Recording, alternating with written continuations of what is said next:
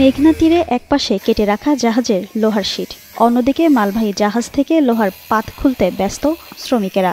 আর এসব টুংটাং শব্দে মনে হবে চলছে সারাই মেরামতের বিশাল কর্মযজ্ঞ, কিন্তু কাছে গেলেই বোঝা যায় ভিন্ন ঘটনা। ভাড়া নেওয়া মালবাহী একটি জাহাজ কেটে বিক্রি করার মতো চাঞ্চল্যকর অভিযোগ উঠেছে নারায়ণগঞ্জের সোনারগাঁয়ে। জাহাজটির মালিকের অভিযোগ, ভাড়া নেওয়ার পর জাহাজটি নির্দিষ্ট রুটে ফেরত পাঠানোর কথা থাকলেও সেটিকে গোপনে সোনারগাঁয়ে হারুন অ্যান্ড ব্রাদার্স মেঘনা শিপইয়ার্ডে নিয়ে যাওয়া হয়।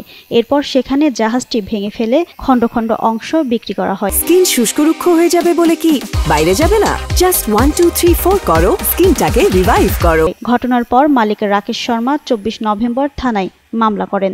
তার দাবি প্রায় 1,60,00,000 টাকার ক্ষতি হয়েছে। গেল 24 নভেম্বর জাহাজ কেটে বিক্রির ঘটনায় জাহাজের মালিক রাকেশ শর্মা বাদী হয়ে সোনারগাঁও থানায় মামলা দায়ের করেন। মামলার আসামি করা হয় জাফর, শাহাদাত, ইকবাল, নজরুল ইসলাম, ইমদাদুল হক, জাফর ও হোসেন নামের 7 জনকে। এর মধ্যে শাহাদাত হোসেন জেলা ছাত্রদলের সাবেক সহসভাপতি। গেল বুধবার নজরুল ইসলাম নামের এক বিএনপি কর্মীকে গ্রেপ্তার করেছে পুলিশ। গ্রেপ্তার নজরুল ইসলামকে আদালতের মাধ্যমে জেল হাজতে পাঠানো হয়।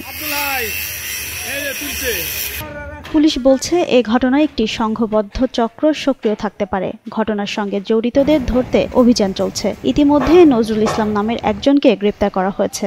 তাদের ধারণা, অর্থনৈতিক লোভে জাহাজটি পরিকল্পিতভাবে বিক্রি করা হয়েছে। এদিকে স্থানীয়রা বলছেন, ভাড়া নেওয়া জাহাজ কেটে ফেলার ঘটনা খুবই বিরল। এ ধরনের কাজ সাধারণত সিন্ডিকেট ছাড়া সম্ভব নয়। জিনাত আরা ঋতু, যুগান্ত নিউজ।